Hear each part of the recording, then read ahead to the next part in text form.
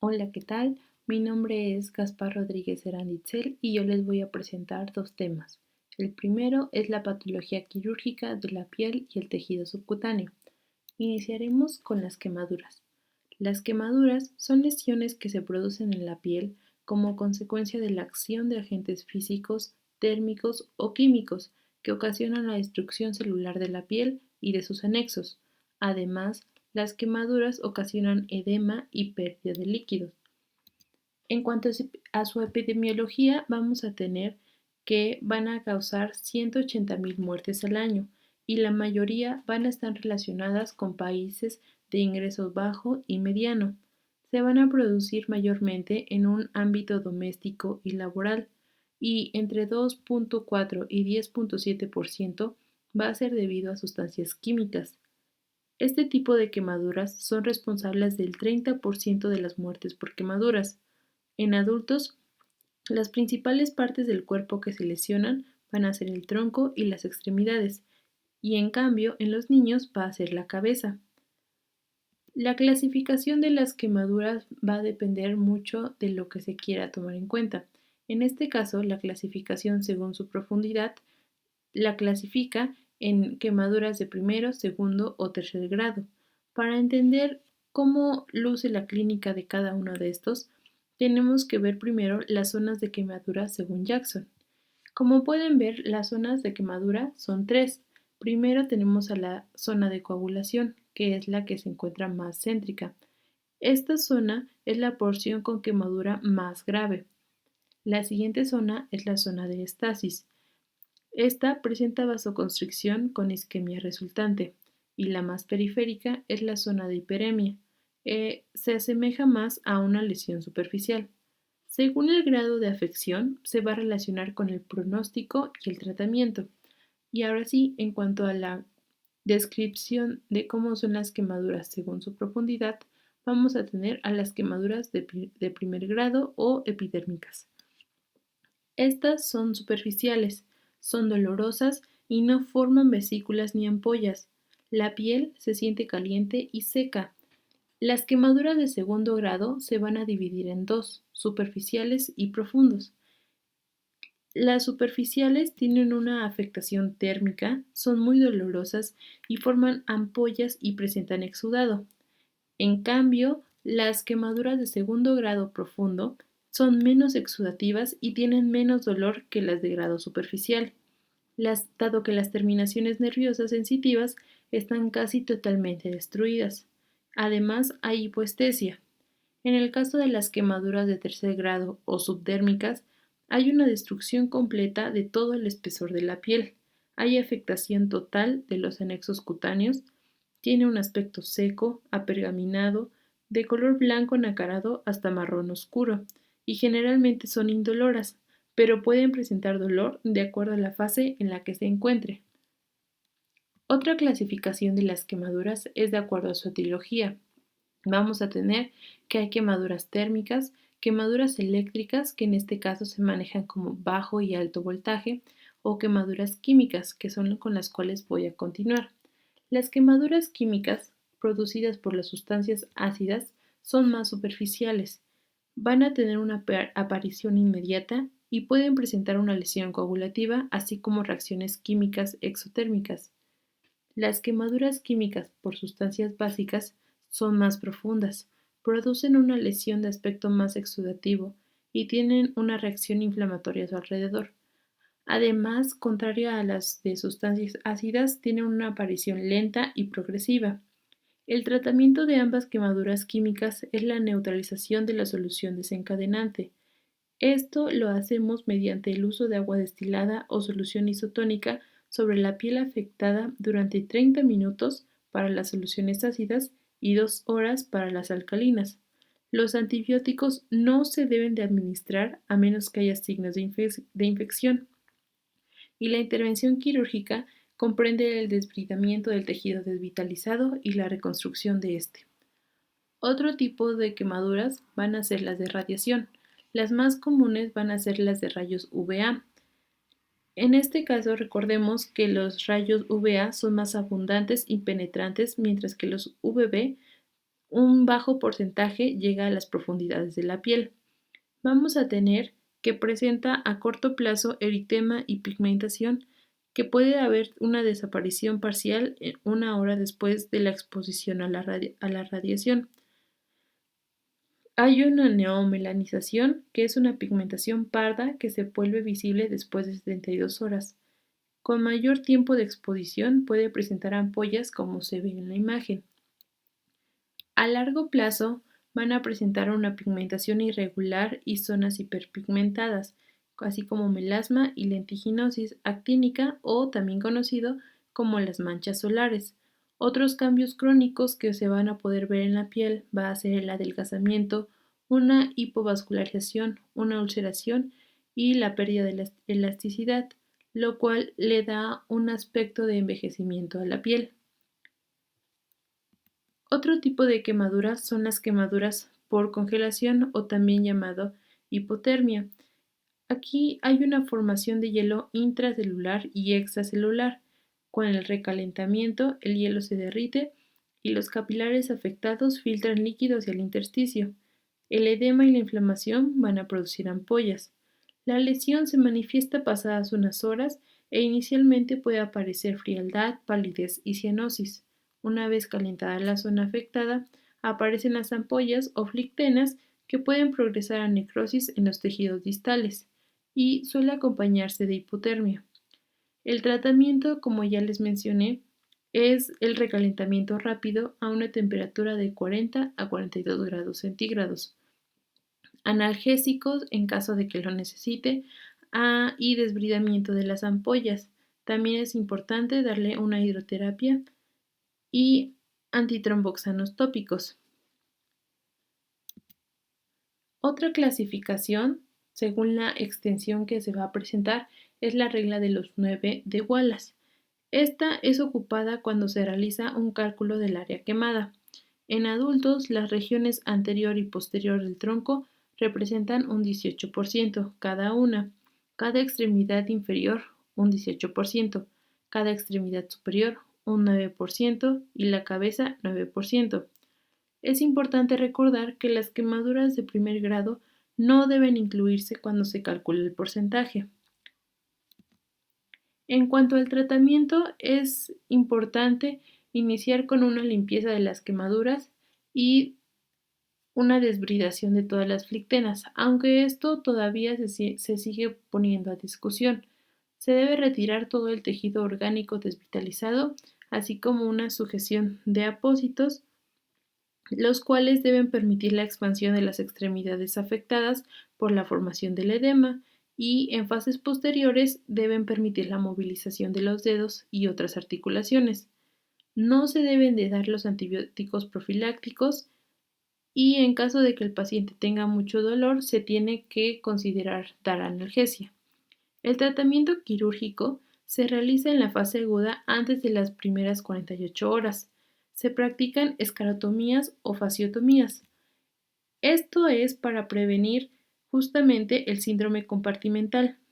El síndrome compartimental es una condición en la cual hay una presión elevada de un compartimiento cerrado y reduce la presión de perfusión capilar. En este caso se realizan las escarotomías para evitar que la presión siga aumentando. También otro tratamiento quirúrgico es una ablación temprana y la aplicación del injerto. Es importante que sepamos reconocer cuáles son las guías para el envío a un centro de atención de pacientes quemados, dado que hay casos en los que no podemos nosotros hacer nada más que estabilizar al paciente. Luego, ahora vamos a ver las lesiones provocadas por mordedura. Ok, las lesiones provocadas por mordedura, aproximadamente hay 4.5 millones de lesiones al año, pero seguramente hay más, pero no son notificadas. La mayoría de las mordeduras van a ser producidas por los perros en un 60 a 90%, seguida de los gatos en un 5 a un 20%, los roedores en un 2 a 3% y los seres humanos en un 2 a 3% también. De acuerdo al agente que nos está mordiendo va a ser el microorganismo que puede generarnos infección. En el caso de los perros, tenemos que presentan sobre todo cocos gram positivos aerobios, como son los estafilococos, los estreptococos o los enterococos.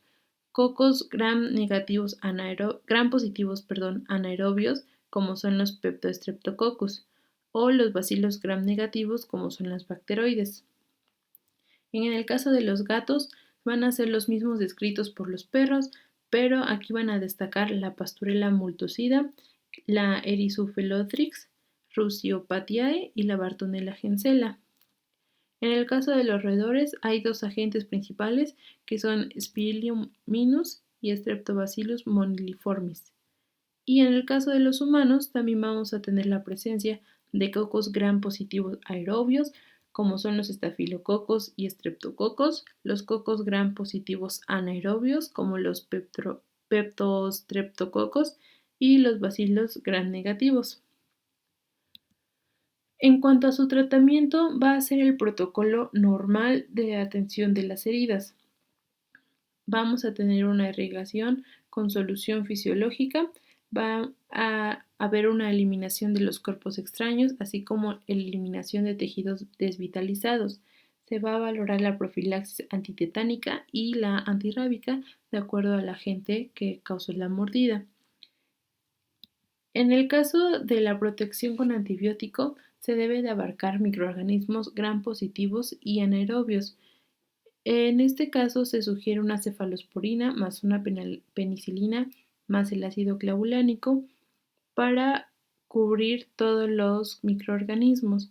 En las heridas de mayor tamaño con signos de infección necesitarán irrigación pulsátil y la profilaxis se hace de 3 a 5 días si hay factor de riesgo. En el caso de que veamos que la herida no mejora, se debe realizar gram y cultivo de la herida e iniciar antibioterapia oral por 10 a 14 días. Ahora tenemos las infecciones. Las infecciones va a ser principalmente causada por Staphylococcus aureus en un 44%. También tenemos otras bacterias gram positivas como las especies de enterococos en un 9% o de Streptococcus beta hemolítico en un 4%, pero estos son menos comunes. También hay que pensar en especies gram negativas como son la Pseudomonas aeruginosa, Escherichia coli, Enterobacter o Klebsiella en pacientes con infecciones complicadas que además el paciente tenga diabetes, neutropenia o cirrosis. Entonces, vamos a tener que se clasifica en dos las infecciones, no complicadas y complicadas. Las no complicadas van a afectar a la epidermis únicamente, como son el impétigo, la celulitis, la foliculitis o la erisipela. Y en el caso de las complicadas van a afectar los tejidos profundos, como son la celulitis extensa o la fascitis necrosante y la mionecrosis. Las infecciones necrosantes pueden manifestarse por ampollas, necrosis cutánea, dolor más allá de los límites del eritema, crepitación, gases en las imágenes, hipotensión u otros signos del síndrome de respuesta inflamatoria y sistémica. La clasificación se basa de acuerdo a la zona anatómica, los planos del tejido afectados, los mecanismos agresores y la velocidad de la infección. La fascitis necrotizante es una infección rápida de la piel y de los tejidos blandos asociada a la destrucción y necrosis de la fascia y de la grasa acompañada de una toxicidad sistémica y alta mortalidad. De acuerdo a su etiología se va a clasificar en tres tipos. El primer tipo, tipo 1, también llamada polimicrobiana, es causada por, como su nombre lo indica, varios microorganismos. Entre ellos destacan los cocos gram positivos, los bacilos gram negativos y los anaerobios. El tipo 2, o también llamada estreptocócica, es producida por estreptococos beta hemolíticos o estafilococos, pero en su mayoría va a ser causada por beta hemolíticos del grupo A. Y el tipo 3 es un tipo muy infrecuente de la fascitis necrotizante y generalmente solo se va a presentar en personas que son buzos o que en su momento realizaron el buceo. Entre los factores de riesgo vamos a tener que van a ser generales, como son la diabetes, alcoholismo, obesidad, inmunosupresión, glucocorticoides o tumores. Y también factores de riesgo locales, como son heridas mucocutáneas, traumatismos locales, cirugías locales o venopunciones. La fascitis necrotizante se va a diagnosticar por la clínica, dado que no se puede por la clínica.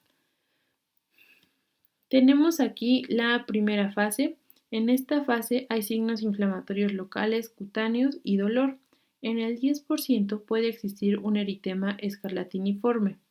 La segunda fase va a presentar ampollas, pero esto solo en un 25 a 30% de los pacientes, así como induración cutánea y fluctuaciones. Y la tercera fase, estas ampollas se van a rellenar de contenido hemorrágico. La destrucción de las fibras nerviosas va a producir una anestesia cutánea, una crepitación y la aparición de la necrosis como tal. Hay varios autores que estiman que en esta fase hay una destrucción de hasta 4 centímetros cuadrados de superficie cutánea cada hora. El diagnóstico, bueno, hay una puntuación que se llama puntuación de indicador de riesgo de laboratorio para fascitis necrosante y esta toma en cuenta los datos de la proteína C reactiva, las cifras de leucocitos, la hemoglobina, las concentraciones plasmáticas de sodio, de creatinina y de glucosa. Un índice mayor a 6 establece la sospecha de fascitis necrosante y un índice mayor o igual a 8 es altamente predictivo de la enfermedad. Es importante recordar que esto no ha sido avalado, es simplemente un apoyo para poder acercarnos más al diagnóstico. En caso de que no se tenga una seguridad diagnóstica, se puede tomar un ATAC. En caso de tener una sospecha clínica alta, se recomienda no posponer el desbridamiento quirúrgico por la realización de una imagen. En cuanto al tratamiento, si está claro que es una fascitis necrotizante, se deben iniciar antibióticos intravenosos de amplio espectro, así como vancomicina, además de clindamicina o linezolida. Esto es justamente en caso de que haya microorganismos resistentes. El tratamiento quirúrgico va a ser el tratamiento definitivo. Se van a realizar incisiones sobre la piel afectada paralelas a los fascículos neurovasculares para poder valorar la viabilidad de los tejidos. En cuanto se vean los tejidos, se tiene que realizar una resección del tejido necrótico y puede hallarse el líquido que es característico como agua turbia de fregadero. Los bordes para el desbridamiento van a ser la parte donde los planos de los tejidos dejan de separarse con facilidad y se debe de preparar para una reintervención al cabo de 24 a 48 horas. El complemento de este tratamiento van a ser cremas antimicrobianas tópicas, los apósitos de herida con presión subatmosférica y la optimización de la nutrición. El cierre de la herida se va a llevar a cabo una vez que se obtengan los balances bacteriológicos, metabólicos y nutricionales. Es importante recordar que va a generar una mortalidad entre el 25 al 40% y es más alta en los casos que afectan el tronco y el perineo. En el caso de la afección de las extremidades, es necesario llegar a la amputación en un 20% de los casos. Ahora tenemos los tumores benignos. Primero tenemos a los nevos. Los nevos son neoformaciones benignas, únicas o múltiples, que contienen células névicas que pueden ser de diferentes tamaños, así como su color y de crecimiento variable. Pueden ser congénitos o adquiridos. Y el tratamiento de elección va a ser la escisión total. Ahora tenemos a la queratosis. Tenemos dos tipos de queratosis. La primera es la seborreica. Es un tumor benigno frecuente en adultos con neoformaciones queratósicas. Tiene un aspecto verrugoso, bien delimitado, cubierto por una escama grasosa que se desprende con facilidad y su evolución es crónica. El segundo tipo de queratosis que tenemos es la actínica. Esta es una lesión premaligna. Su comportamiento es la regresión, el avance o la persistencia y se calcula que entre 6.1 y 10% se va a transformar en un carcinoma espinocelular en un lapso de 10 años. El tratamiento es el curetaje, la crioterapia, así como también el uso de cremas o geles tópicos como el fluoracilo. En cuanto a los tumores malignos, vamos a tener al carcinoma vasocelular. El carcinoma vasocelular compone el 25% de todas las neoplasias malignas diagnosticadas anuales y el 75% de las neoplasias malignas de la piel. Como factores de riesgo vamos a tener a los rayos UVA, sobre todo en la adolescencia, o así también podemos encontrar la herencia como es el xeroderma pigmentoso. Este carcinoma tiene a una invasión local que metástasis a distancia. La forma más frecuente del carcinoma vasocelular, en un 60%, es la variante nodular. Va a estar caracterizada por pápulas rosadas perladas, elevadas y en ocasiones un centro deprimido con bordes elevados que le dan el aspecto de una úlcera roedora. El segundo tipo va a ser el superficial en un 15%, suele aparecer en el tronco como una placa rosada o eritematosa con un borde perlado delgado. Otras variantes van a ser la pigmentada, la esclerodérmica en un 3% de los casos y la vasoescamosa. El tratamiento consiste en el procedimiento microquirúrgico de Mohs. A continuación les voy a presentar un video que yo hice explicando este procedimiento. Consiste en extraer el cáncer de piel en varias etapas. Vamos a tener una lesión visible en la piel, que es esta, y lo que se hace es extraer capa delgada de tejido canceroso que se observa al microscopio. Si hay presencia de células cancerosas, seguimos extrayendo capa delgada tras capa delgada hasta que observemos en el microscopio que ya no hay presencia de células cancerosas, extrayendo así la menor cantidad de tejido sano. Ahora ya tienen una idea de cómo se realiza el procedimiento microquirúrgico de Mohs. Este procedimiento nos va a dar una confirmación histológica, así como también la conservación máxima del tejido. Otros tratamientos quirúrgicos son la excisión quirúrgica, aunque esta está recomendada para lesiones menores de 2 centímetros y se realiza con bordes de 4 milímetros. Otro tratamiento es la radiación. La radiación está indicada en los pacientes que no tienen indicaciones quirúrgicas adecuadas, así como también los bordes de resección dudosos o de bordes microscópicos positivos después de la operación. En el caso del carcinoma espinocelular es el segundo cáncer de piel más frecuente, 100.000 casos por año. Entre sus factores de riesgo tenemos a los rayos UVB y UVA, el tabaquismo, las infecciones por virus del papiloma humano, serotipo 16 y 18, así como también por su herencia. Van a ser pápulas o placas bien delimitadas de color rosa y cuando son tumores invasivos son placas elevadas de color rosa leve o del color de la piel, que crecen con lentitud. Su tratamiento va a ser la excisión quirúrgica, es el tratamiento de elección. Se va a realizar con un borde de 4 milímetros para lesiones de baja malignidad y un borde de 6 milímetros para las lesiones de alta malignidad. Los ganglios palpables regionales también se deben resecar. A continuación, estos son otros tipos de tratamientos que también podemos encontrar, así como también se puede incluir la farmacoterapia y la radioterapia. El melanoma es un tumor que se origina sobre todo en los melanocitos en la unión epidérmico-dérmica. Entre sus factores de riesgo tenemos los rayos UV, esto incluye las cámaras bronceadoras. Los nevos congénitos también van a aumentar el riesgo del melanoma en proporción al tamaño. Existen diferentes subtipos, pero lo importante aquí es la exploración física, el A, B, C, D, E del melanoma. La A es por asimetría, la B es por el borde, la C por el color, la D por el diámetro y la E por evolución. Es importante siempre realizar toda esta exploración en cuanto tengamos una sospecha de que podría ser melanoma. Vamos a tener que se va a clasificar en diferentes etapas de acuerdo a la AJCC. La etapa 1 y 2 van a ser la etapa temprana. El melanoma se encuentra localizado y no ha rebasado la epidermis. La etapa 3, el melanoma se propagó a nódulos linfáticos cercanos y en la etapa 4 las lesiones metastásicas a distancia y hay invasión a otros órganos. El tratamiento es una escisión amplia. Eh, el borde de escisión va a ser de acuerdo al tamaño del tumor primario.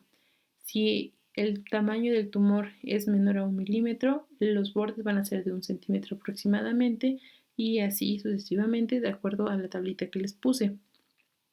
El tratamiento en la etapa 3, además de la escisión, se debe hacer una disección de los ganglios linfáticos y en la etapa 4 se debe de extirpar toda la metástasis que se pueda, así como también se recomienda dar inhibidores de puestos de control como pembrolizumab o nivolumab, que son los principales medicamentos que se tratan, además de darle quimioterapia.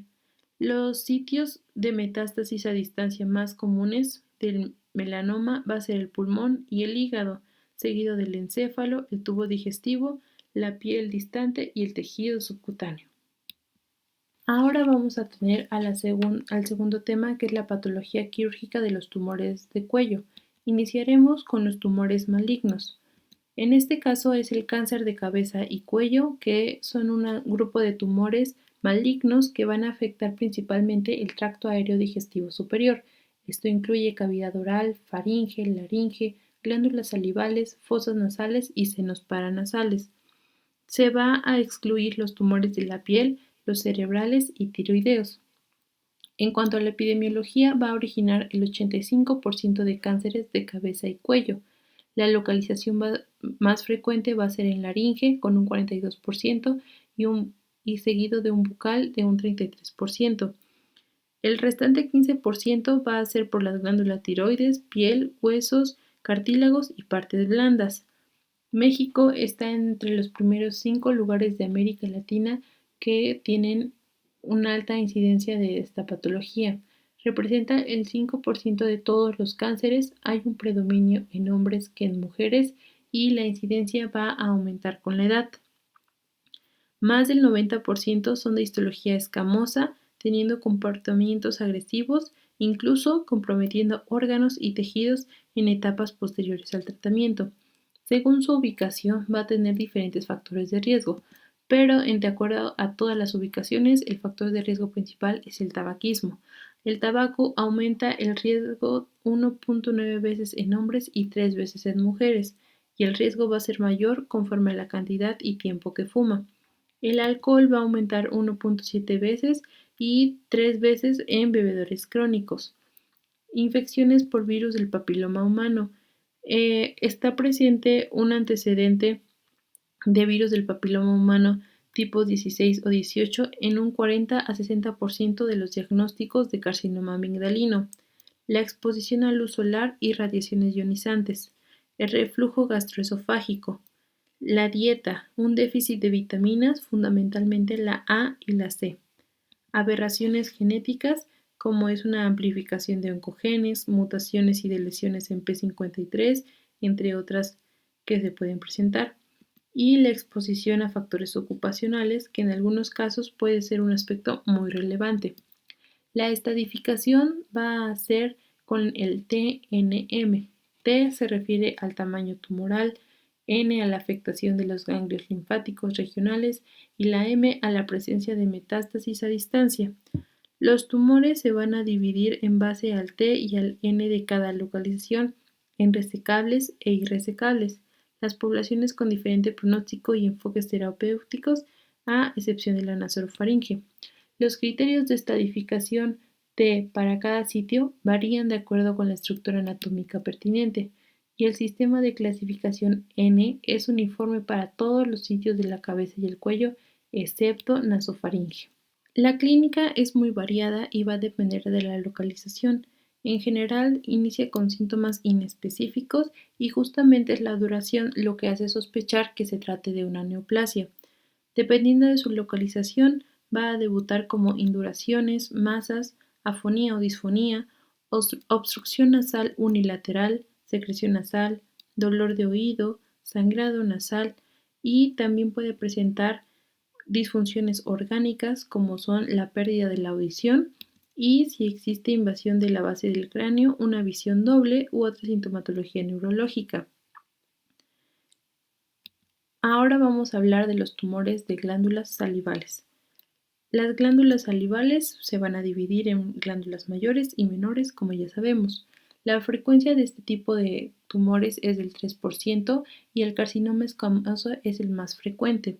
La glándula que más se va a ver afectada va a ser la glándula parótida en un 80% de los casos.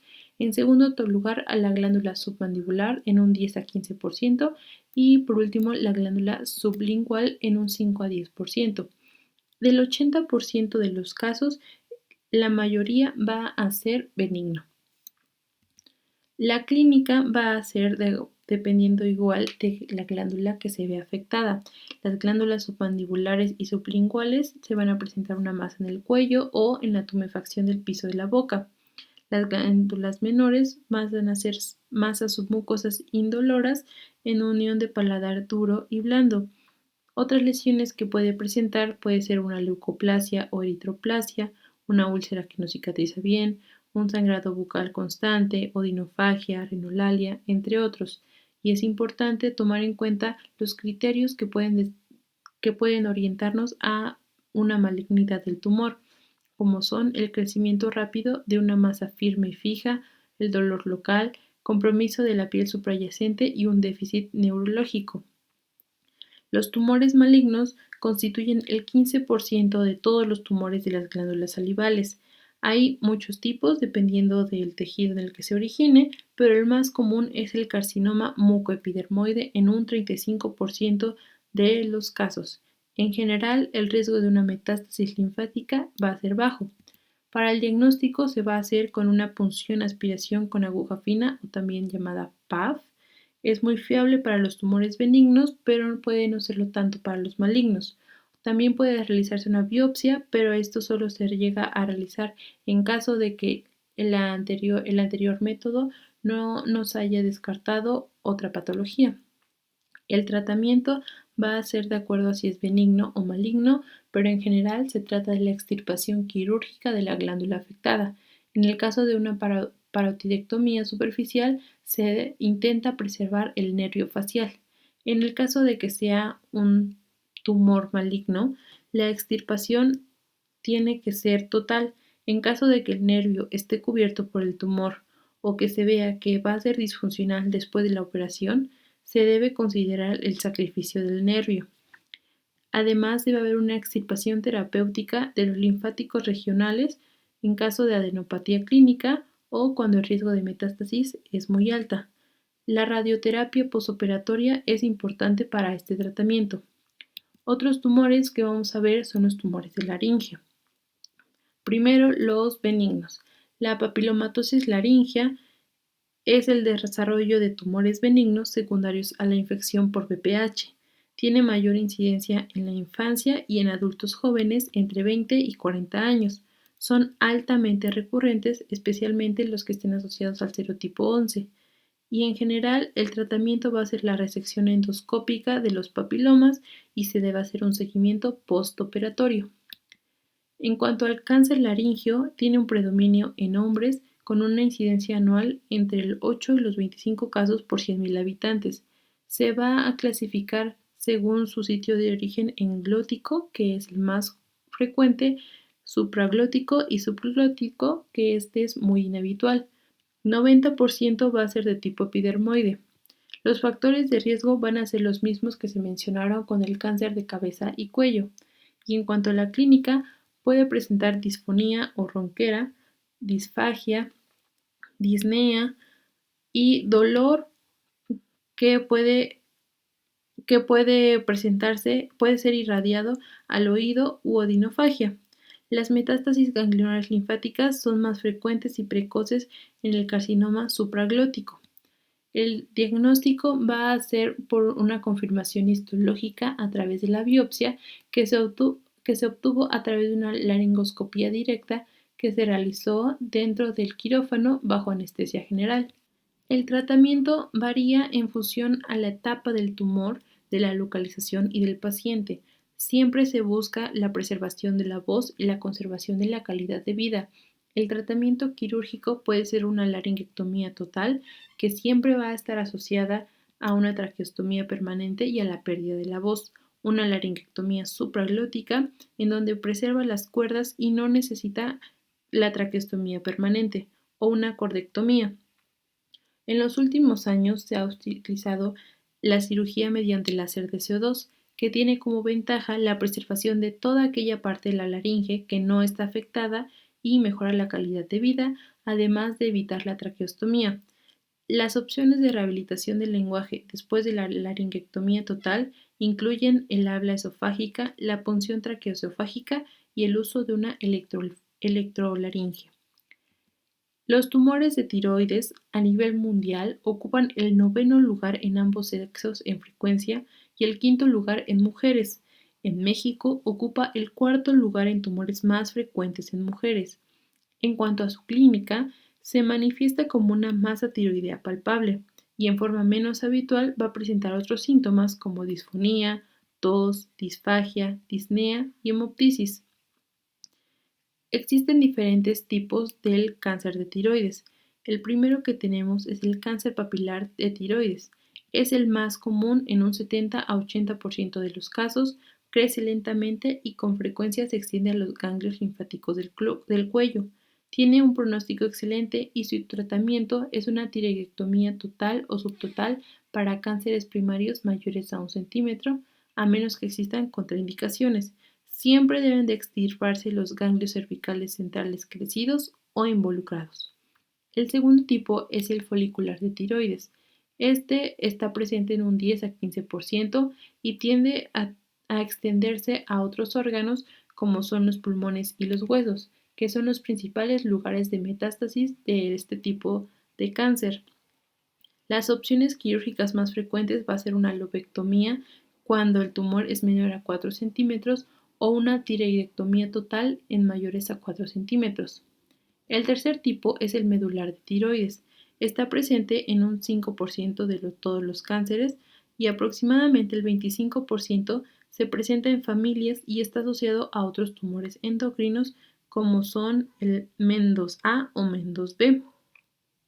El tratamiento va a ser inhibidores de vandetanib o la tiroidectomía profiláctica total. El último tipo del carcinoma de tiroides es el anaplásico de tiroides. Es el cáncer más avanzado y agresivo y el menos probable que responda al tratamiento. Es muy raro y está presente solo en menos del 2% de los pacientes con cáncer de tiroides. En general, el tratamiento del carcinoma de tiroides es quirúrgico, es la tiroidectomía que puede ser parcial o completa y la administración de yodo radioactivo es un complemento del tratamiento quirúrgico de los carcinomas bien diferenciados de la tiroides. En cuanto a la reconstrucción, puede haber injertos que se incorporan en el sitio receptor en unos 5 días y representa una técnica para recubrir defectos mucosos y facilitar la vigilancia de las recurrencias locales. También puede haber colgajos locales o colgajos regionales. Y la transferencia de tejido libre permite reemplazar pérdidas hísticas con tejidos de características similares. Hay sitios donadores para los colgajos como es miocutáneo, fasciocutáneo, facial y mióseo, y los colgajos que se prefieren son aquellos cuya obtención es más fácil de acuerdo al punto de vista del paciente. Y eso es todo. Muchas gracias por su atención. A continuación las referencias y muchas gracias.